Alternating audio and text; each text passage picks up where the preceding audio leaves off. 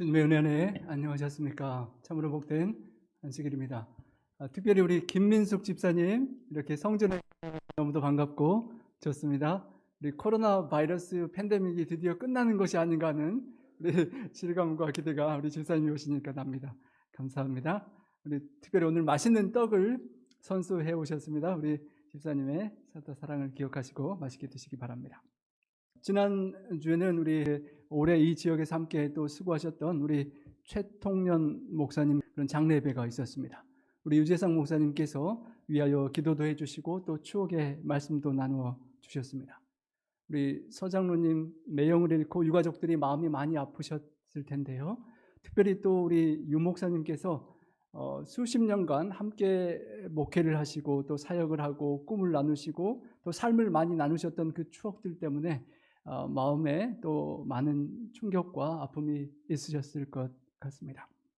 우리 유 목사님께서 오래오래 건강 장수하셔서 우리 교회에 계속 축복이 되어주시고 또 다른 목사님들이 못 사신 것 우리 목사님이 다 살아주시기를 바라고 우리 성도님들 기도를 부탁을 드립니다. 특별히 그 장례 예배 때 그 한 목사님께서 어떤 집사님의 운명을 달리한 이야기를 해주셨는데 그 집사님이 저희가 섬기던 아리조나 교회의 우리 수석전원님의 사모님이셨습니다. 오랫동안 교회를 함께 섬기며 특별히 성전 건축원금을 마련하기 위해서 새빵살이하면서 쫓겨다던 당시에 뜨거운 아리조나 그 여름철에 안식일 해가 질 때쯤 이제 세도나 그 베이슨 산 쪽으로 2시간 반 정도 함께 성도님들과 함께 운전해서 좁은 그 RV에서 모여서 막 한국식으로 잠을 자고 새벽부터 일어나서 고사를 하루 종일 꺾고 또 그것을 한 팀은 싣고 내려가서 렌트한 교회 파킹장에 뜨겁게 그 뜨거운 여름에 이열치열로 뜨겁게 삶고 말리고 했던 그걸 수개월씩 몇 년간 했던 기억들이 생생합니다. 수석장로님의 아내로서 때로는 억울한 오해를 받으셔도 속 시원하게 한 말씀도 내뱉지 못하고 그렇게 참고 기도하고 삭히다가 모르던 속병이 더 심해지신 것 아닌지 하는 생각이 들어서 더욱 마음이 아팠습니다. 여러분 수석장로님 또 어떤 직분에 부장이 맡아보시면 사역을 하다가 원치 않게 본의아니게 오해를 받을 때가 있습니다. 우리가 지혜가 부족하여 모든 것을 헤아리지 못하고 어떤 일을 추진할 때 그것을 내 동기와 본의와는 달리 함께 그 회원들이 진행되는 과정에 오해와 상처가 생기기도 하고 그러면 지도자는 거기에 대한 부담과 책임을 지게 되는 것입니다. 수석장로님이라는 역할이 항상 그래서 교회의 목회자를 제외한 지도자이기 때문에 알게 모르게 성도님들의 원망을 들을 일이 생깁니다. 목회자로서 제가 알긴 알지만 그 수석장로님이 개인적으로 얼마나 속이 상하고 마음이 상하실까 개인적으로 볼 때는 수석장로님을 변호해 드리고 싶기도 하고 하는 상황 속에 누구에게도 말하지 못하고 하나님께만 털어놓고 기도해야 될 그런 상황들이 있었던 때를 기억합니다. 어쩌면 그런 집사님의 마음의 아픔 때문에 너무나 빨리 그 안에 잠드신 것이 아닌가 하는 생각에 마음이 더욱 아픈 것입니다.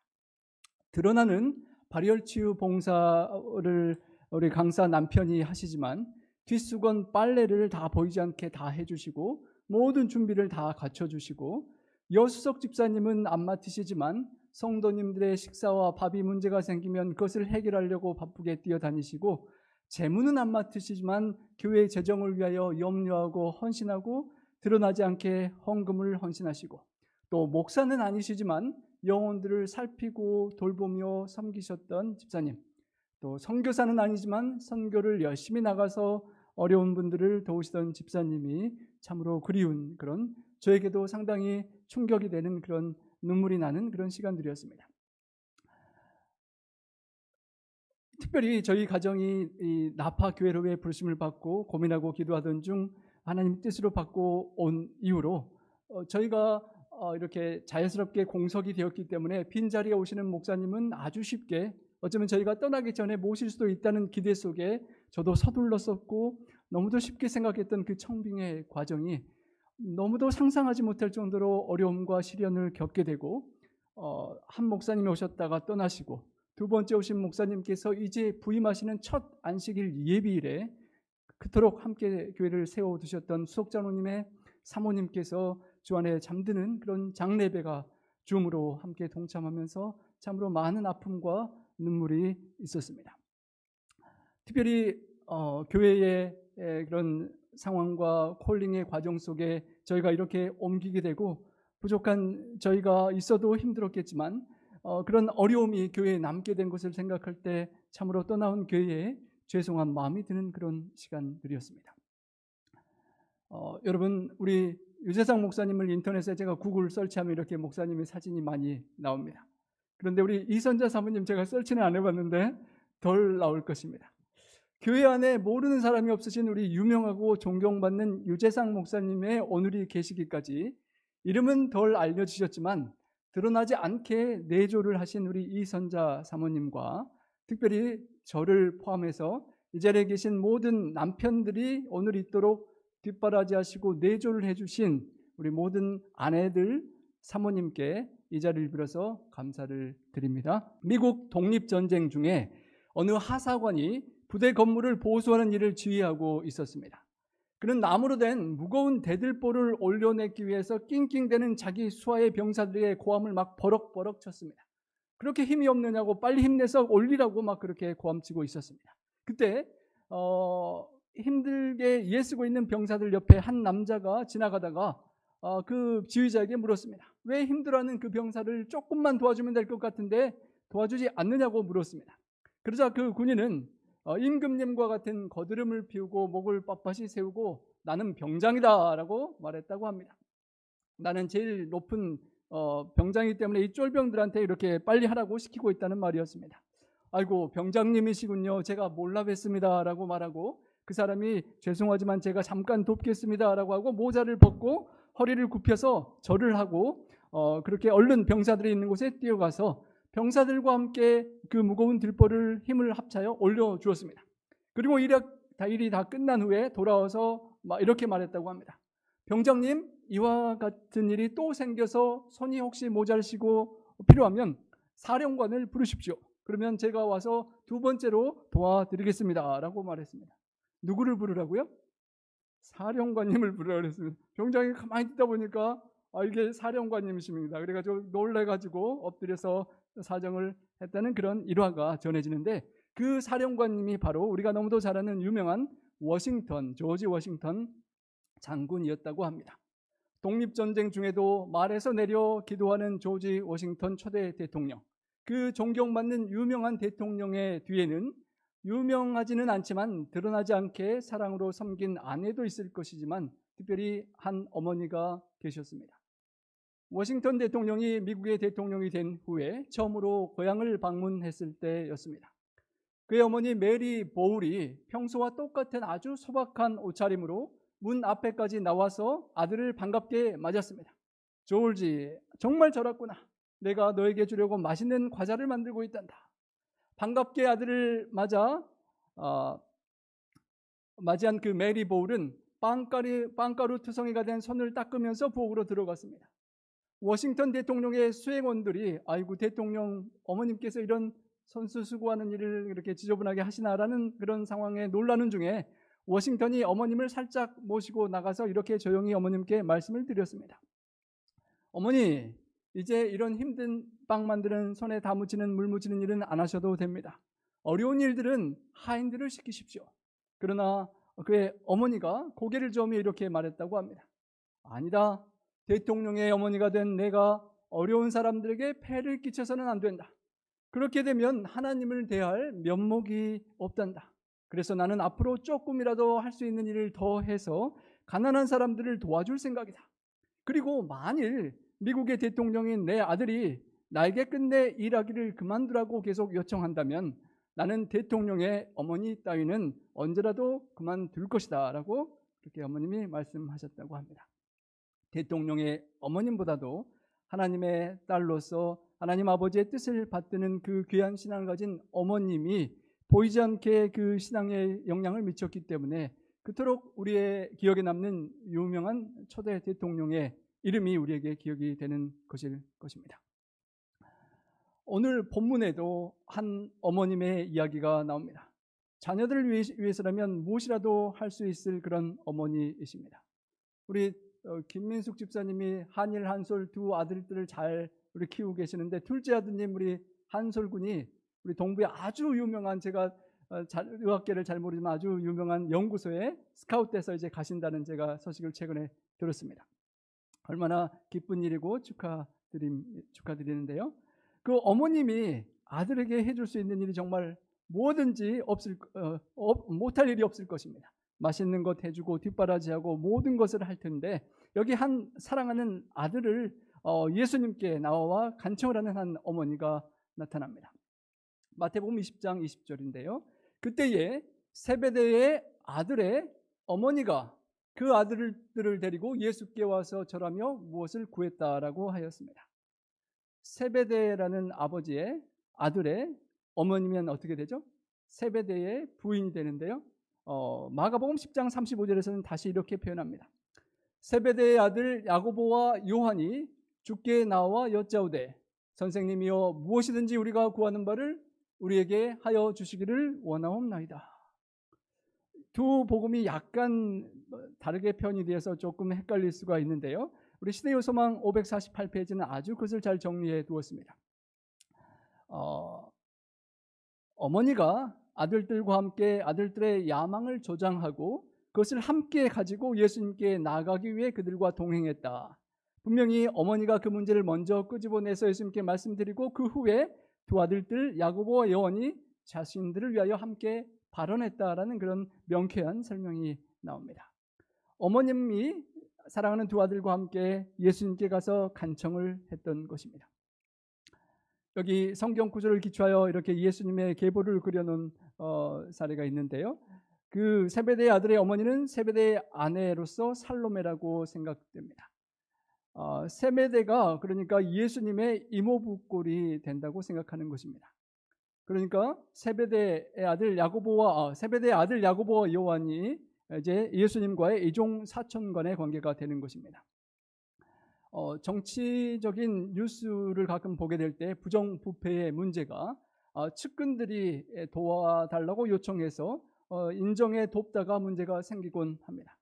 여기 본문에 나오는 예수님의 아주 측근 인척이 되는 이종 사촌과 이모가 예수님께서 특별한 청탁을 하고 있는 모습을 보는 것입니다. 본문에 그때에라고 본문은 시작됩니다. 세베대의 아들의 어머니가 어떤 때에 와서 예수님께 그런 요청을 했는가 하는 것입니다.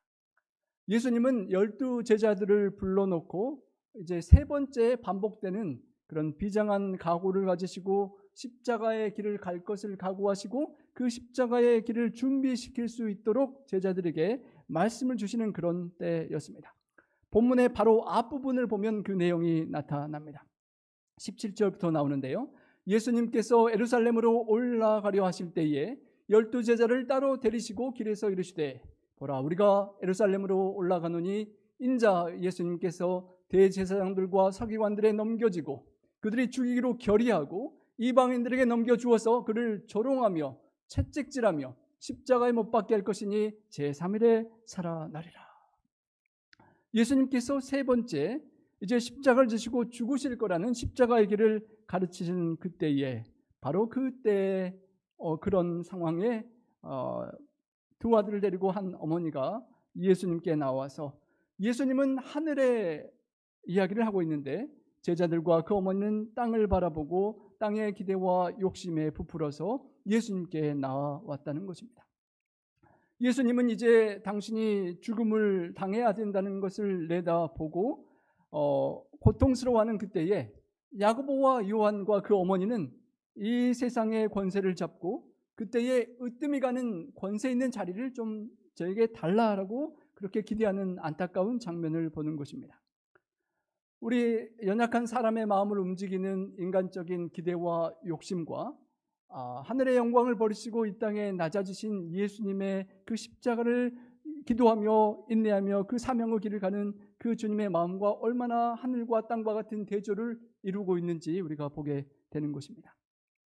19장 28절에 세상이 새롭게 되어 인자가 영광의 보좌에 앉을 때에 12제자가 12보좌에 앉게 될 것이라는 그런 말씀을 제자들이 기억하고, 어쩌면 인자 예수님께서 영광의 보좌에 앉으실 때 과연 누가 두 자리밖에 없는 그 좌편과 우편에 앉게 될 것인가라는 기대가 있었을 것이고, 야고보와 요한이 그런 기대를 어머님과 함께 요청으로 옮겼던 것입니다. 마가복음 8장과 9장과 10장에 각각 한 번씩 예수님은 십자가의 사건을 3번이나 예고하십니다.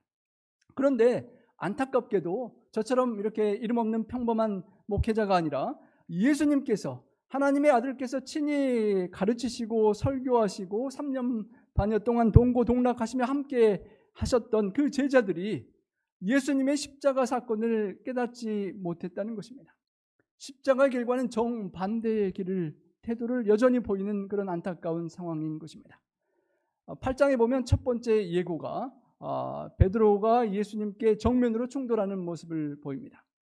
고난의 길을 가려는 예수님께서 말씀하실 때에 영광의 길을 바라는 베드로가 그러면 안 된다라고 대결했던 것입니다.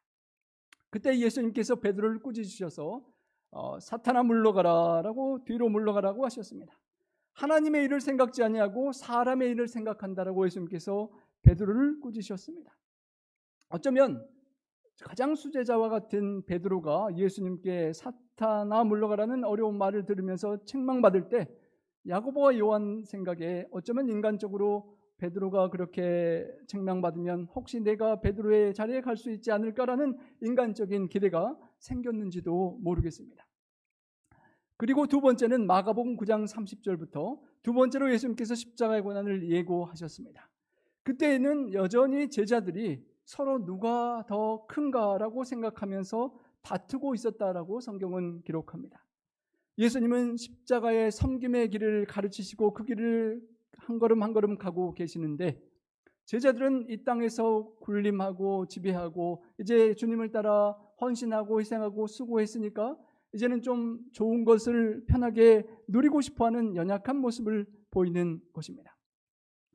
예수님의 마음이 얼마나 아프고 슬플지 이해하지 못하고 함께 애통해 주지는 못할 망정 완전히 엉뚱한 생각을 하고 있는 것입니다. 우리들 중에 과연 누가 가장 인정을 받을까? 우리들 중에 누가 가장 크게 될까?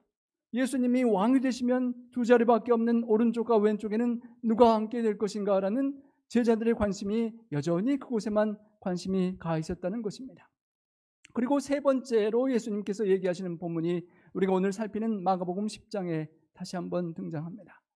바로 그때에 십자가의 사건을 어렵게 말씀하시는 때에 야고보와 요한이 사랑하는 어머니의 치맛바람까지 의지해서 자신들의 기대를 요청하고 나선 것입니다.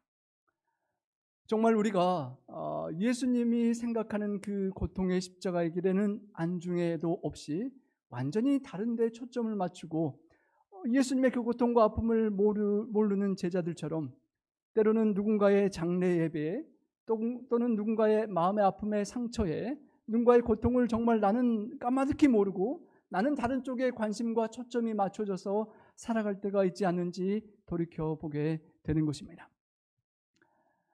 예수님께서 그렇게 요청 받으시는 내용은 야고보와 요한이 요청하기를 무엇이든지 우리가 구하는 바를 우리에게 해주시기를 원합니다. 여러분, 손주들이 할머니 할아버지에게 와서 나 소원 있는데 들어줄 거예요 그러면서 뭐냐 그러면 들어준다고, 뭐든지 들어준다고 약속하면 말할게요. 그런 경험 해보셨습니까? 미리 말하면 안 들어줄까 봐 무조건 해준다고 하면 말씀드린다고 하는 것처럼 이 두 야고보와 요한이 구하는 바를 해주시기를 원합니다. 해주신다고 하면 좀 말씀드릴 것처럼 약간 그런 모습을 보이는 것입니다. 베드로가 책망받은 때를 이용해서 어머님 친척 관계를 이용해서 인간적인 연약한 그런 높고자 하는 마음에 시험에 든 것 같습니다. 영적으로 내가 더 인정받기를 원하는 그런 마음의 연약한 야심 때문에 흔들리고 있었던 제자들의 모습을 보는 것입니다. 예수님께서 그럼 물어보셨습니다. 무엇을 원하느냐? 과연 무엇이 너희들이 원하고 갖고 싶은 것이냐라고 물으셨습니다. 그러자 어머니가 이렇게 요청합니다. 우리 성도님들, 부모님들, 예수님께 가서 자녀들을 위해서 무엇을 요청하시겠습니까? 저희 부부가 예준이 미래를 놓고 가끔 티격태격합니다. 가끔 그래도 엄마 아빠가 신앙 집안은 아니어서 중간에 신앙하고 목회자가 됐지만 우리 둘을 합쳐서 예준이가 좀 더 잘하게 목회자를 만들자라는 기대를 했다가 또 한편으로는 목회가 힘들고 쉽지 않다는 생각이 들면 아이고 우리 예준이 하고 싶은 거 해야지 억지로 시켰다가는 이거 감당 못할 것 같다라는 그런 생각도 하는데요. 여러분 부모님께서 여러분의 자녀들을 위하여 예수님께 요청할 수 있다면 무엇을 원하시겠습니까? 믿음. 최고입니다. 그 믿음이 있으면 다 해결이 되겠죠. 여기 그 두 아들을 끔찍히 사랑한 어머니는 이렇게 요청했습니다. 주님의 나라에서 영광의 나라에서 내 아들 첫째는 우편에 둘째는 좌편에 앉게 명하소서. 명령을 해서 제자들이 다시는 알교할 것도 없이 딱 명령하셔서 해결해 주시라고 그 친척 관계를 이용해서 이렇게 부탁하는 어머니의 간절한 소원인 것입니다. 근데 부모님의 마음은 있든 없는 거 다 털어서라도 어떻게든 자녀 뒷바라지를 해주고 싶은 마음인 것입니다. 그 어머님의 보이지 않는 섬김과 사랑과 서포트를 힘입어서 이제 두 야고보와 요한이 예수님의 영광의 자리에 오른쪽과 왼쪽에 앉기를 간청하는 어쩌면 순수하고 사랑이 가득한 어머님의 기대일지도 모르겠습니다. 또 마가복음 10장에서는 어머님과 함께 그 두 아들들이 요청하기를 주의 영광 중에 하나는 우리를 야고보와 요한 우리를 주의 우편과 좌편에 앉게 해주십시오라고 요청을 했습니다. 한 어머님의 어쩌면 솔직하고 정말 감추기 어려운 드러날 수밖에 없는 간절한 소원, 예수님의 영광의 자리에 좌편과 우편에 예수님 가장 가까이에 있기를 바라는 것이 모든 어머님들의 소원일 것입니다. 하지만 주님께서 그 동기를 물으십니다. 과연 그 어머니와 두 아들들이 추구한 것이 무엇인가라고 물으시는 것입니다. 어쩌면 그들이 원했던 주님 가까이의 우편과 앞편의 자리는 이제 희생하고 헌신하고 수고한 이후에 대가로 받는 것 같은 높은 인정받는 자리일 것입니다. 다른 사람들을 더 섬기고 싶은 마음도 있었을지 모르겠지만 어쩌면 본성적으로 섬김받고 사랑받고 대접받고 싶은 그런 인간적인 마음이 아니었을까 하는 것입니다. 예수님께서 대답하셨습니다. 우리 함께 읽어보겠습니다. 너희는 너희가 구하는 것을 알지 못하는도다. 내가 마시려는 잔을 너희가 마실 수 있느냐? 말하되 할 수 있나이다. 예수님께서 너희가 구하는 것을 알지 못한다라고 말씀하셨습니다. 예수님께서 얼마나 마음의 고통과 아픔을 갖고 십자가의 길을 가시면서 3번이나 반복해서 제자들에게 그 십자가의 죽음의 길을 가르치시고 있는 것을 알지 못하고 있었고, 거기에 더해서 그들이 예수님께 간청하는 그 소원이 얼마나 힘들고 어려운 길이라는 것을 알지 못하면서 달라고 요청한다는 것입니다. 가끔은 자녀들이 부모님께 부모님, 아버지, 어머니 있는 재산 좀 다 털어서 제 아들 믿고 좀 투자해 주십시오. 그러면 내가 이렇게 해서 다 성공해서 부모님께 크게 갚아드리겠습니다라고 철없이 말하는 아들, 딸들이 세상에는 있습니다. 부모님 보기에 정말 철이 없구나, 알지 못하는구나, 그게 얼마나 힘들고 어렵고 쉽게 되지 않는 것인데 모르는 자녀들의 모습을 보는 것처럼 예수님께서 정말 제자들이 알지 못하고 그것을 구하고 있다라고 말씀하시는 것입니다.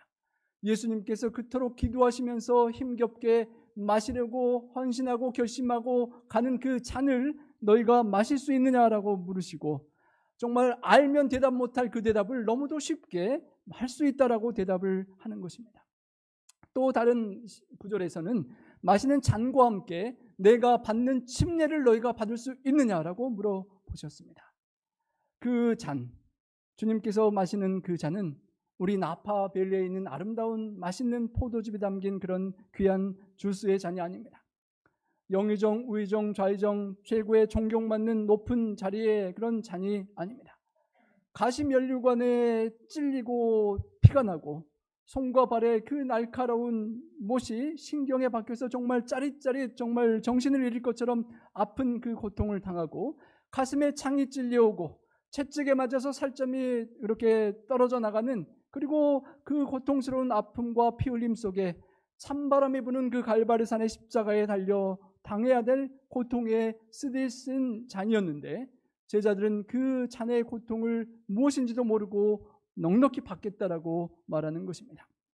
인류의 죄짐에 눌려서 계속해서 구원의 도리와 십자가의 희생의 길을 설명해 주어도 이기심과 교만의 눈이 멀어서 주님의 고통과 아픔을 이해하지도 위로하지도 못했던 그 야고보와 요한과 제자들처럼 정말 오늘날까지도 주님의 성육신과 십자가의 섬김과 희생의 길을 우리가 정말 깊이 깨닫지 못하고 나의 자존심과 나의 인정과 나의 편의와 나의 안락과 또 내가 좋아하는 나의 아들, 내 사랑하는 사람이 주님의 영광의 보좌의 좌편과 우편에 앉기를 기대하는 것이 나의 마음인 것을 생각할 때 그 주님께 요청하고 치맛바람까지 날리며 보채는 우리들의 이기심과 교만 때문에 주님의 심장이 얼마나 답답하다 못해 터지고 파열되고 보혈의 마지막 한 방울까지 흘리셨던 그 잔의 고통의 잔이었음을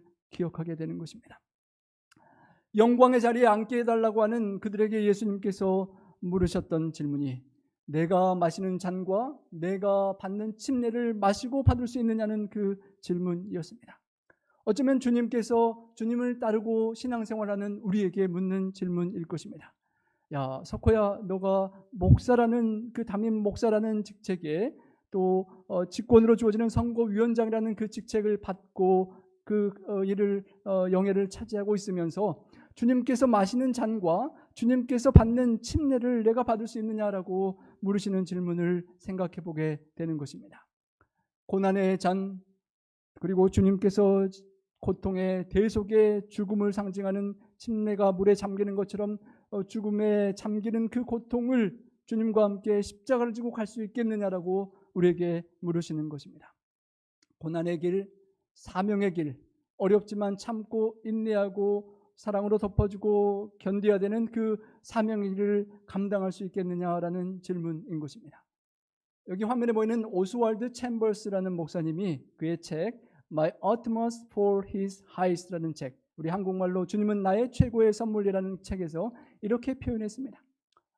만일 우리가 사람을 위하여 헌신한다면 우리의 가슴은 곧 멍이 들고 파열하게 될 것입니다. 그 이유는 배은망덕한 사람들을 경험하게 될 것이기 때문입니다. 그러나 우리의 섬기는 동기가 하나님을 사랑하는 것이면 아무리 배은망덕한 사람들을 경험하게 될지라도 우리는 여전히 그들을 섬길 수 있습니다. 사랑하는 아내들이 남편을 위하여 또 어머님들이 아들들, 딸들을 위하여 섬기고 사랑하고 헌신할 때 때로는 멍이 들고 남편과 아들들의 철없음 때문에 아픈 때가 있을 것입니다. 우리가 주님의 몸된 교회를 함께 섬기고 받들고자 할 때 원거나 원치 않거나 간에 또는 정말 그런 동기가 없음에도 불구하고 실수하여 상처와 아픔을 서로 주고받을 때가 있는 것을 이 책에 잘 설명해 주는 것입니다. 하지만 그럴지라도 우리가 여전히 그것을 감당해 낼 수 있으려면 우리를 위하여 보이지 않게 섬기고 희생하신 주님의 가시면류관을 기억하면 된다는 것입니다. 어머님의 보이지 않는 희생을 통하여 아들들의 영광이 드러납니다. 아내의 보이지 않는 섬김과 희생을 통하여 남편의 명예와 영광이 드러납니다. 주님의 십자가에 보이지 않는 그 희생과 기도가 없이는 우리 모두에게 구원과 영생의 면류관과 영광은 없을 것입니다. 그들은 자신 있게 할 수 있다라고 말했습니다. 내가 마시는 잔을 마시며 내가 받는 침례를 그렇게 너희가 말한 것처럼 받기를 원하고 받으려니와 그러기를 주님은 기대하시는 것입니다. 실제로 나중에 후에 야고보는 12제자 중 최초의 순교자가 되었습니다. 그리고 요한은 다른 모든 제자들보다도 더 오래 장수하며 최후까지 남아서 주님을 위해서 많은 영광을 돌리고 또 고난을 당하였습니다. 실제로 마시는 잔과 침례를 함께 동참하긴 했었습니다. 하지만 그들은 그러는 과정까지 많은 시간이 필요했고 주님의 마음의 아픔과 멍듦을 제공했던 철없는 제자들이었습니다. 너희가 과연 내 잔을 마시려니와 내 좌우편에 앉는 것은 내가 주는 것이 아니라 내 아버지께서 누구를 위하여 예비하셨든지 그들이 얻을 것이니라 라고 말씀하셨습니다. 야고보와 요한과 특별히 그 어머님이 여러분 마음이 어땠을까요? 솔직히 쉽지는 않았을 것입니다. 다른 제자들을 신경도 썼을 것이고 어머니와 두 제자가 와서 요청할 때 고민했을 것이고 설마 그래도 예수님께서 어떻게든 좀 도와주시려고 노력하시겠지라고 기대했을 것입니다. 그런데 예수님께서 내 아버지께서 내 친인척인 당신들이 아니라 누구를 위하여 예비하셨든지 그들이 얻을 것이라고 말할 때 상당히 그들은 마음에 실망을 했을 것입니다. 내 좌우편에 앉는 것은 내가 줄 것이 아니라 누구를 위하여 준비가 되었든지 그들이 얻을 것이냐라고 말씀하셨습니다. 남도 아니고 이종 사촌 동생이 부탁을 한 건데 어지간하면 좀 못 이기는 척하고 노력이라도 좀 해보겠다, 안 되면 미안하지만 노력해보겠다라고 말씀하시면 좋으셨을 텐데 얼마나 마음이 무안하고 안타까웠을지 모르겠습니다. 누구를 위하여 예비되었든지 천국을 위하여, 또 천국에서의 지위는 영향력이나 편애에 근거하여 수여되거나 얻을 수 있는 것이 아니라라고 말씀하고 가르치시는 것입니다. 정말 거기에 대한 적합성은 사람들을 위하여 얼마나 우리가 예수님처럼 자아를 버리고 봉사하는 정신으로 측정될 것입니다. 여러분, 제가 준비가 많이 되지 않은 목회자라서 부족함을 많이 느끼며 목회를 하고 있는데요. 목회자로서 짧은 20여 년의 목회를 경험하며 가장 부담스럽고 힘들고 좀 가끔은 그 구레네 시몬처럼 십자가를 피하여 도망가고 싶다라는 기간이 있다면 교회 선거 기간입니다. 그래서 선거를 여러분 교회에서 여러 방법으로 하셨겠지만 1년도 해보시고 2년도 해보시고 하셨는데 저는 2년을 솔직히 소원합니다. 우리 교우님들이 1년을 원하시면 또 1년을 나중에 하겠지만 어쩌면 선거 없이 교회 일을 그냥 할 수 있다면 얼마나 좋을까라는 그런 소원도 있습니다. 하늘나라 가고 싶은 것 중에 선거 없이 신앙과 교회 생활을 할 수 있는 나라에 대한 기대도 솔직히 있는 것입니다. 선거 과정을 거치다 보면 때로는 서운할 수 있고 때로는 아쉬울 수 있는 상황들이 너무도 발생하기 쉽기 때문입니다. 왜냐하면 우리 모든 성도들이 뽑아주신 선거위원들, 또 존경받고 함께 기도하면서 진행을 해보지만 또 제가 경험과 연륜이 부족하여 선거의장으로서 지혜롭게 다 수렴하고 진행하는 것을 못하기도 하고 혹 그 과정에 성도님들의 은사와 달란트를 다 발굴하지 못하고 또 필요를 채우지 못하고 그렇게 함께 이끌어가지 못하는 과정이 있을 수 있기 때문에 참 어려운, 고통스러운, 부담스러운 또 시간이 되는 것입니다. 특별히 사탄 마귀가 교회를 가장 흔들어 놓고 시험을 줄 수 있는 가장 그런 많이 어려움을 주는 기간 중에 한 기간이기도 한 것입니다. 본문에 주님과 함께 그토록 가깝게 따르던 두 제자가 이렇게 흔들리는 모습을 볼 때 참으로 우리가 얼마나 연약할 수밖에 없는지를 다시 한번 돌아보게 되는 것입니다. 열 제자도 마찬가지입니다. 열 제자가 듣고 그 소문을 듣고 두 형제에 대해서 어떻게 여겼다고요? 분하게 여겼다는 것입니다. 여러분, 사탄 마귀가 이런 선고와 어떤 자리를 놓고 우리를 서로에게 불편하고 분하게 여기게 하는 것입니다. 다른 열 제자들이 야고보와 요한이 예수님과의 친밀한 인척 관계를 통해서 자신들을 따돌리는 것 아닌가라고 서운하게 느꼈을 것입니다. 벌써 여러 해가 지났는데 우리 엄장로님께서 남성규 장로님과 함께 우리 아리조나에 와서 발 마사지를 교육을 시켜주고 자격증을 받게 했던 그 추억의 시절이 있습니다.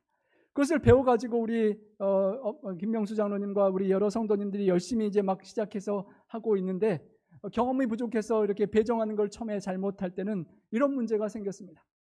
이제 좀 실력 있는 잘하시는 장로님, 강사님 그 자리에는 서로 가고 싶어하는 것입니다. 그래서 딱 대기하고 있다가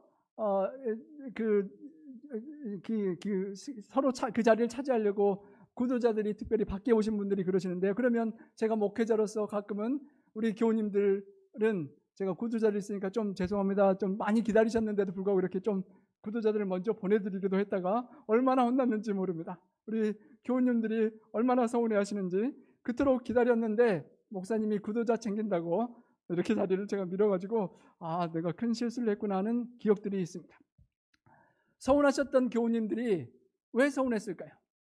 그 김명수 장로님한테 발맞춰 받지 않고 저나 뭐 다른 좀 덜 못하는 사람들한테 가고 싶어 했다면 김명수 장로님한테 가는 자리를 뺏겨도 아무런 서운한 것이 없었을 텐데 그 자리를 함께 가고 싶었기 때문에 서운하고 분했던 것입니다. 분명히 오늘 본문의 10 제자가 분이 여겼던 이유는 친인척 백은 없어서 예수님께 부탁은 못했지만 내 속으로 혹시나 내가 예수님의 좌우의 영광의 자리에 갈 수 있는 가능성이 혹시라도 있을까라는 기대가 있었기 때문에 서운하고 분했다는 것입니다. 예수님께서 제자들을 불러 교훈하셨습니다. 이방의 집권자들이 그들을 임의로 주관하고 고관들이 그들에게 권세를 부리는 줄을 너희가 잘 알거니와 세상의 권세 잡은 집권자들이 독재하고 군림하고 지배하는 것을 너무도 잘 압니다. 핍박하고 고통을 주고 그렇게 하는 것이 정말 그들 위에 하늘의 상전이 없이 내가 최고라고 믿기 때문이었습니다.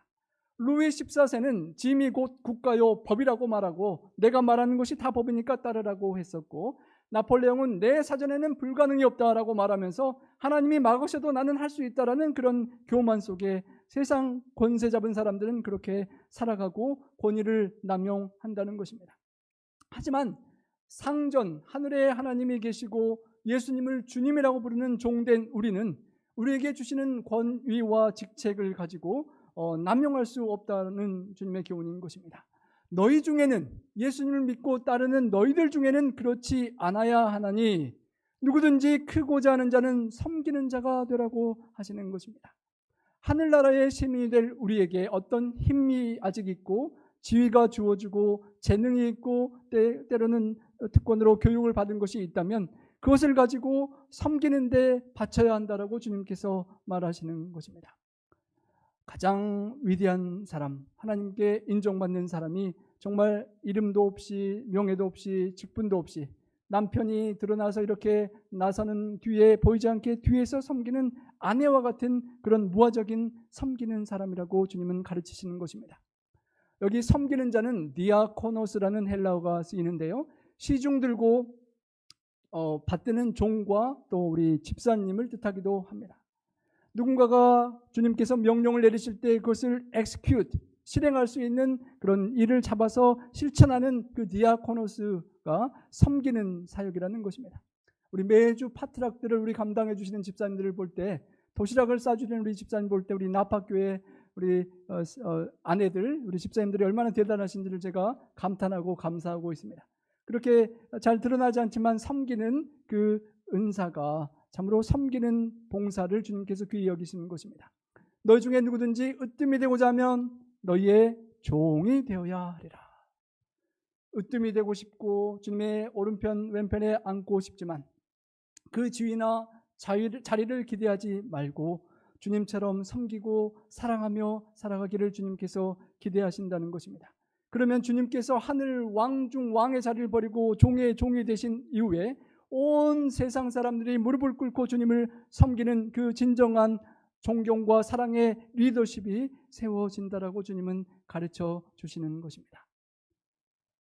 인자가 온 것은 섬김을 받으려 함이 아니라 도리어 섬기려 하고 자기 목숨을 많은 사람의 대성물로 주려 함이라고 가르쳐 주셨습니다. 우리가 너무도 외우기도 하고 이론으로는 잘 아는 건데 본성적으로 저부터 해서 섬김을 받고 싶지 섬기는 것이 쉽지는 않습니다. 받는 것이 좋지 주는 것이 쉽지는 않습니다. 주는 것 어느 정도는 주는데 목숨까지 준다는 것은 정말 생각하기 어려운 것입니다. 하지만 주님께서 따라오라고 우리에게 가르치시는 것은 섬기고 주되 목숨까지, 내 자존심과 내 이기심과 내 권위를 다 내려놓고 목숨까지 주라는 그 가르침이요, 그 쓴 잔과 그 침례를 함께 받고 그 이외에 참된 영원한 영광을 함께 받기를 원하시고 기대하신다는 것입니다. 성도 여러분, 우선 제가 담임 목사로서 경험과 연륜이 부족하고 또 선거위원장으로서 진행하는 과정에 또 여러분들 마음에 부족하고 또 상처를 입혔을 가능성도 있고 그 모든 아픔을 인하여 여러분께 죄송하고 양해를 구하고 용서를 구합니다. 이름 없이 빚도 없이 겸손히 감사하며 있는 처지에서 섬길 수 있는 목회자와 온 교회가 정말 주님의 기대처럼 될 수 있기를 간절히 소망합니다. 십자가를 지고 주님을 따라가는 그런 아름다운 섬기는 우리가 될 수 있기를 소망합니다. 주님은 가시면류관을 쓰시고 십자가에 달려 고통 중에 영혼들을 구원코자 하시는데, 나는 주님 덕분에 받은 명예의 직분을 차지하고 사람들의 존경도 받고 대접도 받고 내 자존심도 살리고, 그러는 과정에 혹 구도자나 이웃 성도들의 마음을 내가 상하게 한 적이 없는지를 다시 한번 돌이켜 보게 되는 것입니다. 주님께서 말씀하셨습니다. 앉아서 먹는 자가 크냐 섬기는 자가 크냐? 앉아서 먹는 자가 아니냐? 그러나 나는 어떤 자로 너희 중에 있다고요? 주님은 섬기는 자로 우리 중에 있다라고 하셨습니다. 너희는 나의 모든 시험 중에 나와 함께한 자들인지요. 성도 여러분, 우리가 주님이 당하는 그 시험과 시련에 쓴 잔과 침례를 함께 주님과 함께 당하고 감내할 수 있기를 소망합니다. 우리 돌아가신 최통련 목사님과 우리 고 한영숙 집사님, 믿음을 길을 먼저 가신 그분들이 신앙을 받들고 교회를 섬기면서 때로는 억울하고 힘들어도 참고 감내하고 시련 중에 주님의 교회와 주님의 영광을 위하여 감당했던 것들을 우리가 주님과 함께 감당하기를 소망합니다. 그때 내 아버지께서 나라를 내게 맡기신 것 같이 나도 너에게 맡기고 너희를 내 나라에 있어 내 상에서 먹고 마시며 보좌에 앉아 이스라엘 12지파를 다스리게 하려 한다고 약속하셨습니다. 우리가 하늘을 바라보고 주님을 바라보고 주님을 기꺼운 마음으로 섬기다 보면 주님께서 마침내 우리를 12지파를 다스리는 주님 가까운 보좌에 우리를 앉혀주시고 우리의 사랑하는 아들, 딸들을 다 앉혀주실 줄 믿습니다. 제가 잊지 못하는 한 재밌는 또 뼈가 있는 애화가 있습니다. 어떤 한 장로님께서 꿈속에서 예수님의 기다리던 재림을 맞이하고 꿈속에서 주님과 함께 이 세상을 떠나 천국에 갔다고 합니다. 바로 전 성경 말씀의 약속처럼 나는 너희 중에 섬기는 자라고 있겠다고 하신 주님께서 이제 내 상에서 먹고 마신다고 약속하신 주님께서 정말 그 꿈속에 상을 차려주시는 것입니다. 우리 파트락 점심 도시락 메뉴가 달라지는데 여러분, 예수님께서 여러분에게 어떤 상을 차려주시길 기대하십니까? 그 장로님 꿈속에 이런 상황을 보셨다고 합니다. 천국 문에 이르자 천사들이 반갑게 맞으며 대환영을 해줬고, 먼 길 오느라 수고했다, 교회를 참고 섬기느라 정말 수고했다, 상처받은 거 다 위로해주고 하시면서 이제 천사들을 통하여 맛있는 상을 한 상씩 차려주셨습니다. 교회에서 잘 드러나지 않게 여러 가지 어려운 일들을 받들어 섬기던 우리 성도님과 집사님께 맛있는 음식들이 대접되었습니다. 장로님께서 자세히 살펴보니까 내가 섬기던 교회의 그 집사님, 또 그 성도님 이름 없는 할머니도 먼저 자기보다 오셔서 상을 받아 음식을 맛있게 먹고 있는 것입니다. 야채 한정식이 차려져 있어서 맛있게 먹고 계셨습니다. 장로님이 본인 차례를 기다리시면서 상상의 나래에 빠졌습니다. 야, 성도님들과 집사님들이 야채 한정식을 대접받았으니까 장로로서 더 수고 헌신하고 나름 노력한 나는 얼마나 더 맛있는 특별한 음식들을 대접받을 수 있을까 기대가 되고 기다려졌습니다. 장로님의 상상 속에는 야채 뷔페 정도 되지 않을까라고 기대를 하고 있었습니다. 이제 때가 되자 예수님께서 반갑게 맞으면서 이 장로님께도 한 상을 차려주라고 천사들에게 시켰다고 합니다. 여러분, 뭐가 나왔을까요? 천사가 가져온 상을 보니까 제가 잘 먹는 야채 비빔밥 한 그릇만 달랑 나왔다고 합니다. 장로님이 속으로 서운하셨지만 어쩔 수 없이 받아 앉으셔서 비빔밥을 비비시다가 화가 나셨습니다. 분이 나셨습니다. 그래서 참다가 안 돼서 예수님께 가셔서 항의 겸 질문을 하셨다고 합니다. 저와 같은 교회의 성도님과 집사님, 그 할머님이 한정 식상을 받았는데 주님을 위하여 헌신한 제가, 장로로서 헌신한 제가 왜 비빔밥입니까? 그랬더니 예수님께서 장로님의 귀에다가 속삭이면서 이렇게 말씀하셨다고 합니다. 이보게, 자네 교회 그 목사도 여기 온 것 아는가? 아참, 우리 목사님 어디 계십니까? 여러분 아시는 분은 아시죠? 목사님 어디 가셨죠? 우리 목사님은 비빔밥 배달 나갔으니까 잠자코 맛있게 감사히 먹으라는 것입니다. 제가 이 예를 듣고 생각할 때마다 참 웃음이 나왔습니다. 교회에서 인정받고 명예 있고 존경받고 또 가끔 여기서는 방문 갈 때 우리 장로님이 또 차를 태워주시더라고요. 저 지금까지는 항상 제가 차를 타고 장로님들을 모시고 왔었는데요. 그렇게 대접받는 세상 이렇게 잘 살았으니까 하늘나라에서는 이제 이 땅에서 너무 많이 받았기 때문에 배달을 저는 나가게 될 것 같습니다. 저 자신을 생각하게 하는 그런 이야기입니다. 주님께서 저희를 목사나 장로님이나 집사님이나 또는 어떤 부서나 또 성도로서 불러주시는 것은 교회 내 공동체에서 인정받고 섬김받는 자리로 부르시는 것이 아니라, 물론 그 축복도 함께 따라오지만 크고 작은 일들을 이름도 없이 빛도 없이 섬기는 자들로 부르신 것임을 다시 한번 기억해야 할 것입니다. 동방술래라는 헤르만 헤세가 쓴 글에 나오는 종 레오라는 사람이 있습니다. 여행을 하는 중에도 그 레오는 항상 종이었습니다. 보이지 않게 이런저런 일들을 맡아 구질구질한 일을 다 감당하는 종이었습니다. 그런데 어느 날 레오가 사라지게 되는 사건이 발생했습니다. 그런데 그때부터 그룹에 속한 모든 사람이 어찌할 바를 모르게 되었다는 것입니다.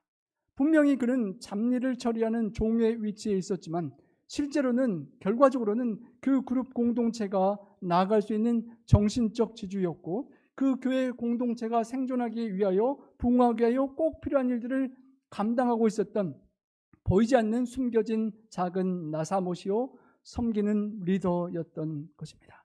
바로 정말 이 땅에 교회를 주님의 은혜로 섬길 때 우리 모두가 이 레오처럼 보이지 않는 그런 섬기는 꼭 필요한 존재가 될 수 있기를 간절히 소망합니다. 그러기 위하여 우리들이 너무도 잘 아는 정말 이 단막극의 우리 작은 나사못 단막극을 기억하실 것입니다. 거기에 나오는 하나님의 못이라는 시처럼 우리가 그런 기도를 드리고 살아갈 수 있기를 소망합니다. 그 기도를 읽고 마치겠습니다. 주님, 저로 하여금 제 있어야 할 그 자리에 단단히 박힌 벽 위에 하나의 못이 되게 해 주십시오. 그리고는 이 보잘것없는 작은 못 위에다가 주님의 당신의 얼굴을 그린 빛나는 그림을 꼭 걸어 주십시오.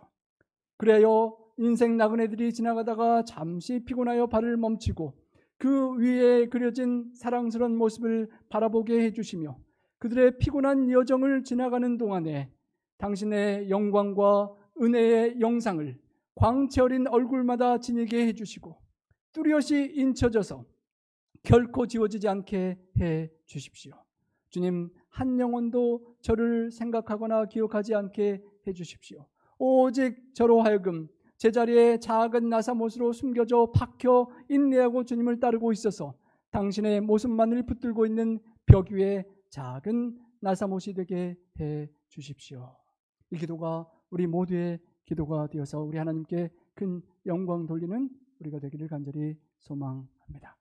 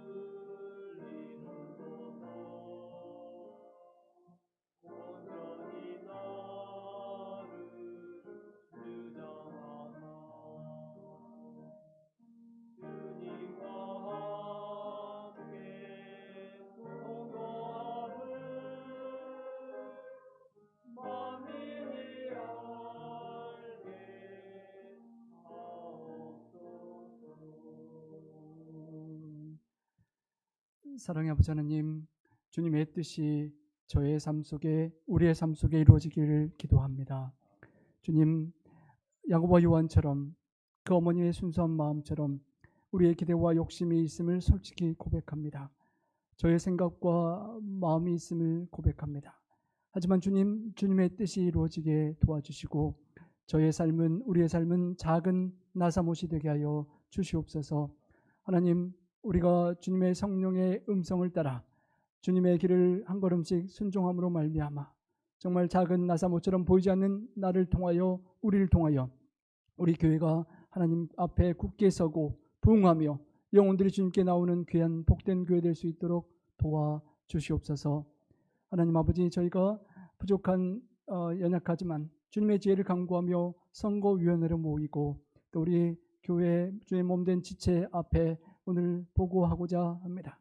하나님, 우리 성도님들 한 분 한 분의 필요와 은사를 주신 하나님 아버지, 우리 하나님께서 불러주시고 호명해 주시고 우리 하나님께서 인정해 주셔서 정말 사람들에게 때로는 잊혀지고 인정을 못 받는 그런 인간적인 서운함이 없도록 도와주시고 하나님의 부르심 앞에 성도로서 정말 하나님께 하늘에서 큰 상을 받는 우리 모두가 될 수 있도록 주님 붙잡아 주시옵소서.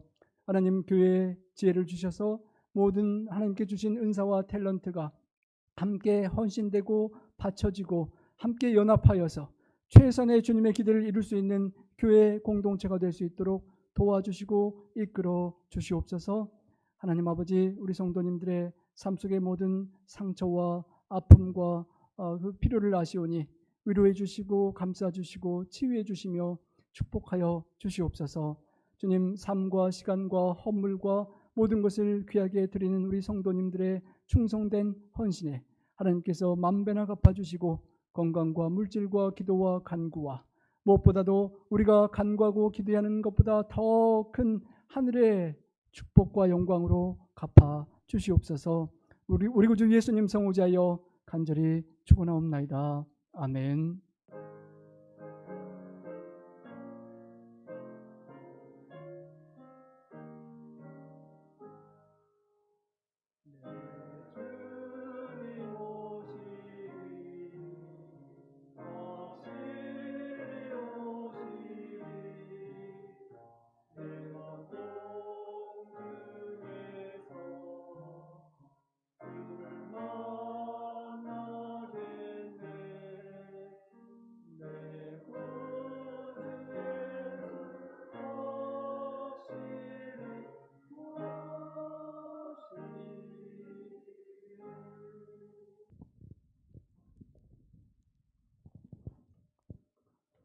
내가 진실로 속히 오리라 하시거늘 아멘. 주 예수여 속히 오시옵소서.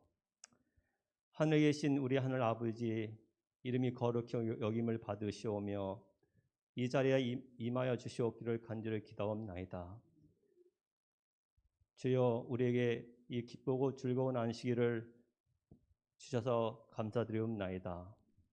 이 시간에 우리 하늘 아버지께 경배하기 위해 이 자리에 나왔사오니 주여, 우리의 마음을 받아주시옵고 또한 우리의 찬양을 받아주시옵소서. 주님, 이 세상은 예수님의 재림의 징조들이 곳곳에서 일어나고 있습니다. 속히 오실 예수님을 맞이할 준비를 하기를 원하오니 주여 도와주시옵소서. 또한 가족을 잃고 슬픔 가운데 있는 우리 사랑하는 교우님들 있사오니 주여, 성령님께서 그들의 마음을 위로하여 주시옵고 또한 재림의 소망을 허락하여 주시옵소서. 또한 몸이 연약한 우리 교우님들, 또한 고통 가운데 있는 우리 교우님들 있사오면 주님이여 그들을 이 시간에 기억하여 주시옵고 또 재창조의 역사하심이 함께 하셔서 또 강건함을 또 허락하여 주시옵소서. 하늘 아버지, 또 이 시간에 우리 담임 목사님을 또 단에 세우셨사오니 우리 목사님 위에 주님께서 특별히 같이 해주시옵고 또 권능을 허락하여 주셔서 우리가 이 말씀을 인해서 주님의 사랑 가운데 또 한 마음이 되어서 이 교회를 위해서 열심히 헌신 봉사하는 저희들이 될 수 있도록 주여 도와주시옵소서. 주여 이 남은 시간 주님께 맡기오니 우리와 늘 동행하여 주시옵기를 사랑이 많으신 예수님의 이름으로 간절히 기도합나이다.